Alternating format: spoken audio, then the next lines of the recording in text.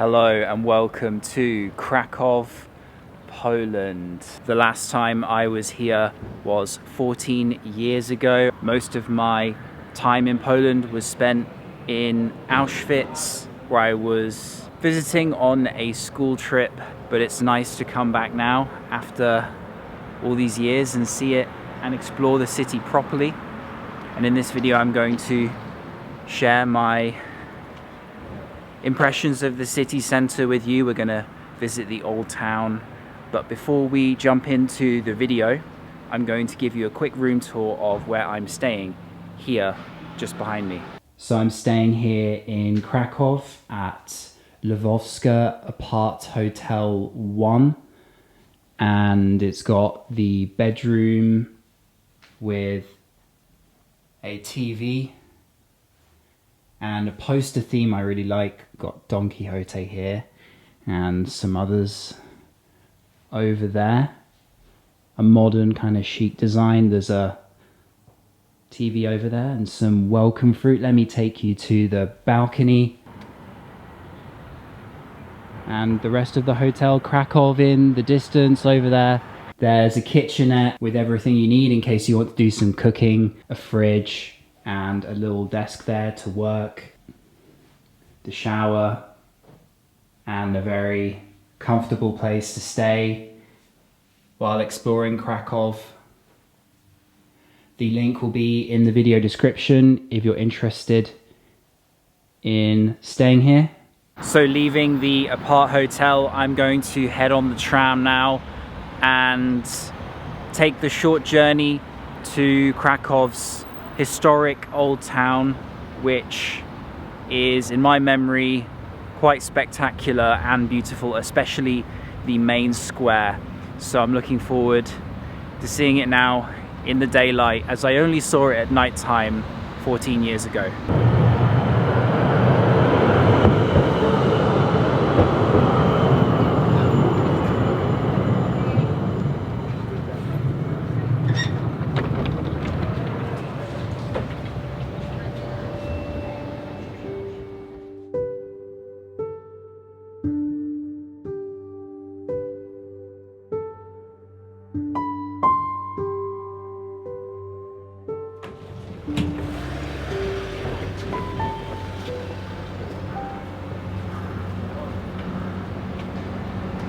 So I just came off the tram there, a short journey. It costs just 4 zloty for a single journey ticket, under 20 minutes, and you can buy one on the app or at a machine.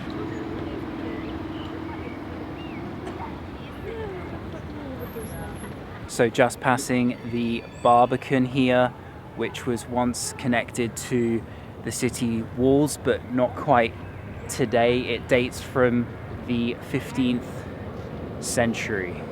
It seems today that it is temporarily closed for visitors,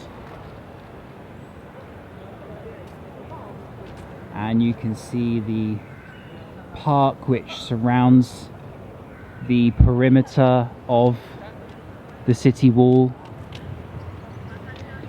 and we're going to be entering through Florian's Gate, which dates from the 14th century.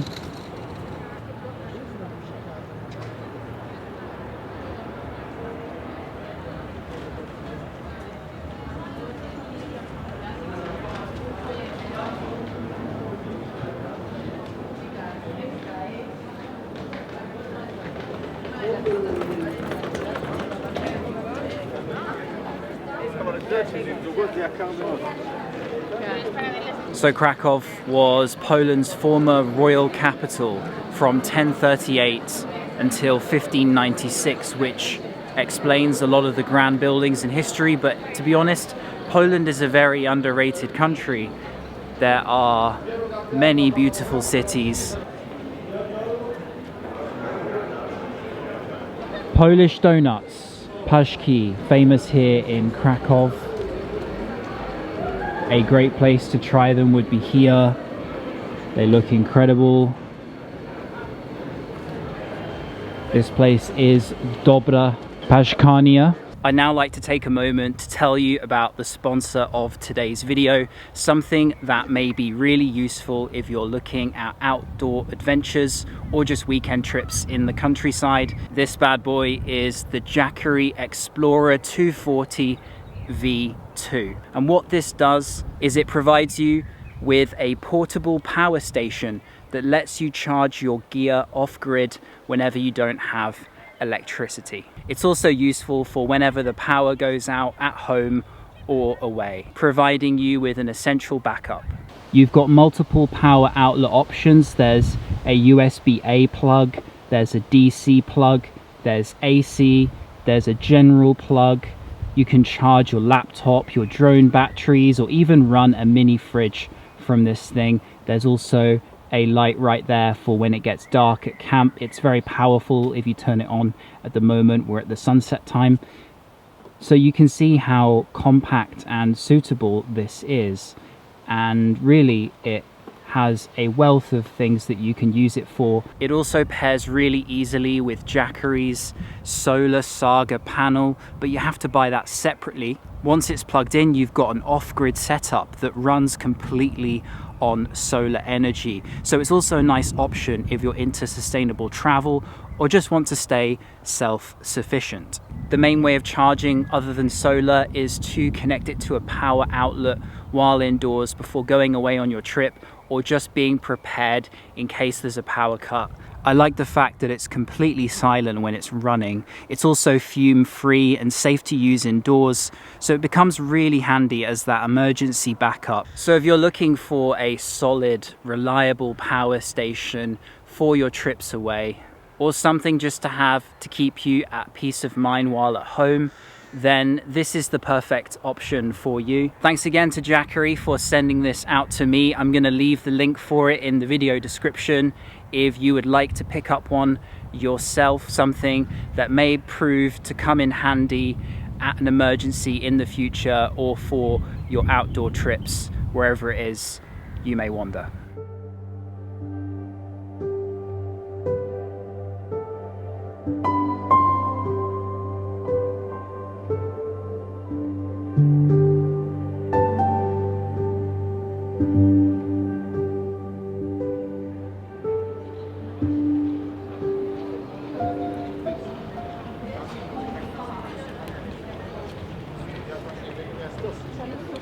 Here is the town square, which is in fact the largest medieval town square in Europe.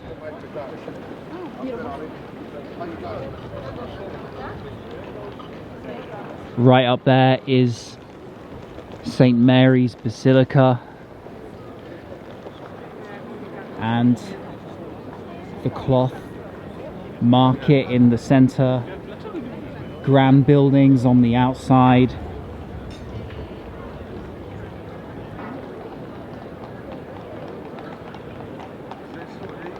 St. Mary's Basilica sits in the corner of the square which I entered over there, and it is famous for perhaps the most well-known legendary story of the trumpeter of Krakow. When there was a Tatar invasion in the 13th century, he used the haynau, which is a local sort of trumpet musical instrument, to alert the city of the invasion, and he plays 4 times, once in each direction. It always ends abruptly when it's played every hour to symbolize his death by an arrow, as the trumpeter was apparently shot in the tower as he was playing the haynau. And so you can watch and listen to this for free on the hour every hour, and I will do so too and fill in what it sounds like in the next clip.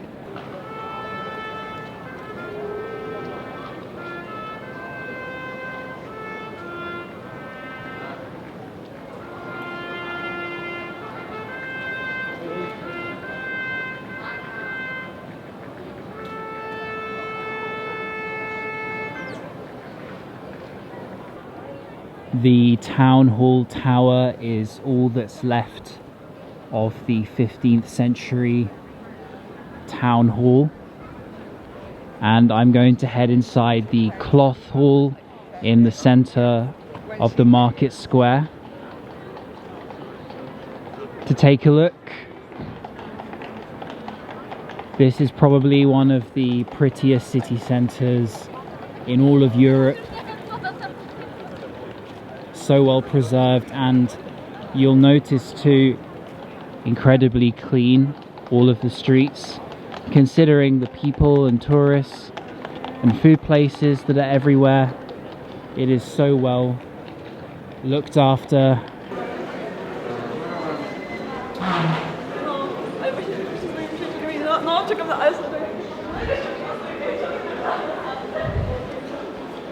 Today there are all manner of things being sold, mostly touristy items, fridge magnets, necklaces, but also gloves and slippers, jackets of different kinds.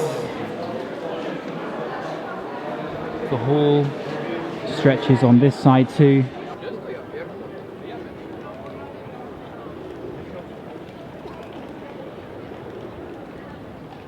While being quiet, Krakow also retains an atmosphere too.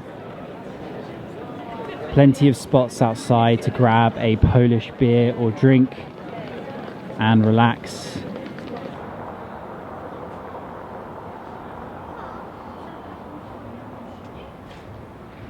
Walking away from the old town and towards the south, where I'm going to take a look at the royal castle.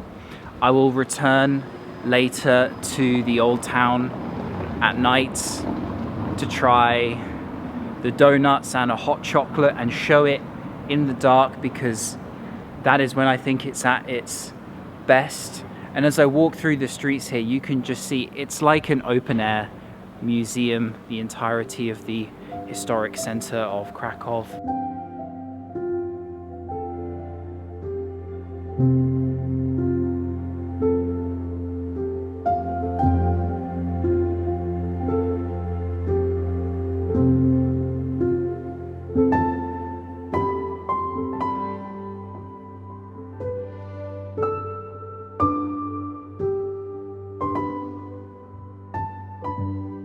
This is the exterior of the Wawel Castle, the political and cultural heart of Poland, and most of what you see today dates from the 16th century. It is free to walk around the grounds, although if you want to enter some of the state rooms, then you'll need to pay a fee. There's also some good views at the top to look out over the river and the city, especially as it's around the sunset time now.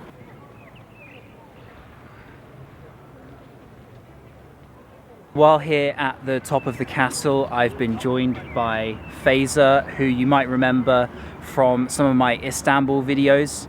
What are you doing in Krakow, Faiza? I'm studying. You're studying where? In Jagiellonian University. How are you finding your time in Krakow so far? I'm loving it. I wasn't expecting to like the city this much, but I'm really enjoying it, and I find it really comfortable to live in and easy to love.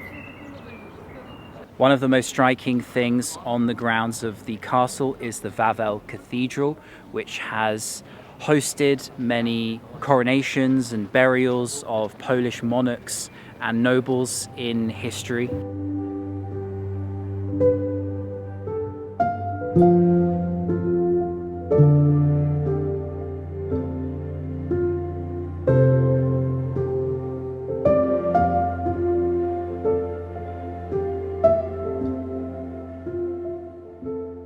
So from the Citadel, we have made our way to a famous restaurant here in Krakow called Pod Wawelem, and our food is here. Let me show you what I've got.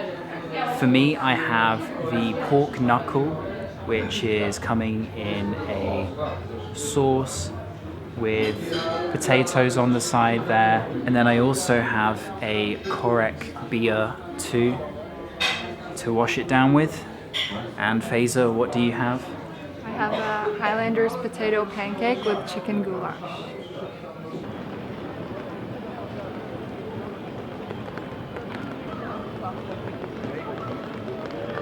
So we have now finished our dinner, and was it good? It was amazing. It was delicious. Yeah, I highly recommend that restaurant for a Polish cuisine experience. And we've made our way back here to the main square of Krakow, which I will show once we have tried the Punchki, which is the donut here in Poland, which is famous. I showed it earlier on in this video. We have the original here, and it has sugar on the top.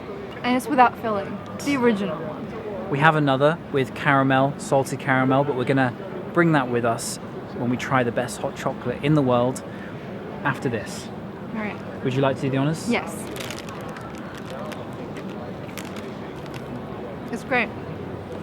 It's bigger than a normal donut. The powdered sugar, I think, makes up for the no filling.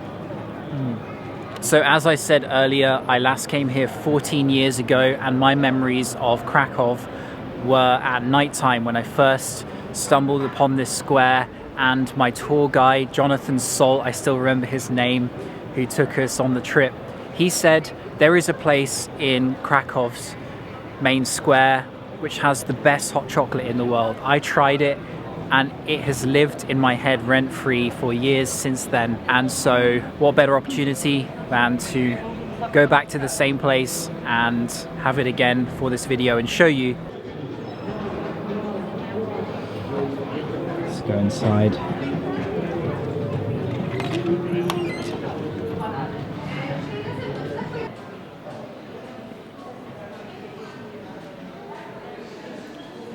It's so good. It's like salty, sweet, rich. It's the best hot chocolate ever. In your lifetime that you've In my tried. lifetime that I've tried. It's not too sweet. It's got a pure chocolate flavor, almost like you're drinking from a chocolate fountain or something. Highly recommended.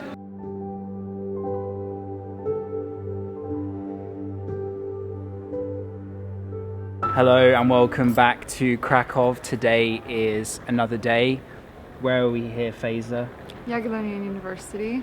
And this is the oldest part of the university.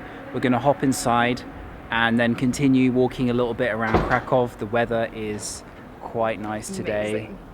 Beautiful sky.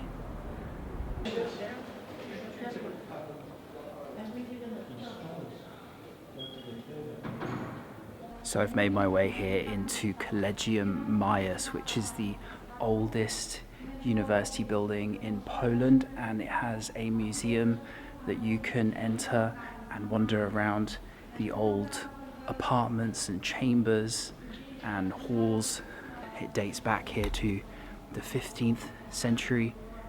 It is a great place to take a look at and has some fairly notable students. Copernicus, the famous astronomer and mathematician, studied here.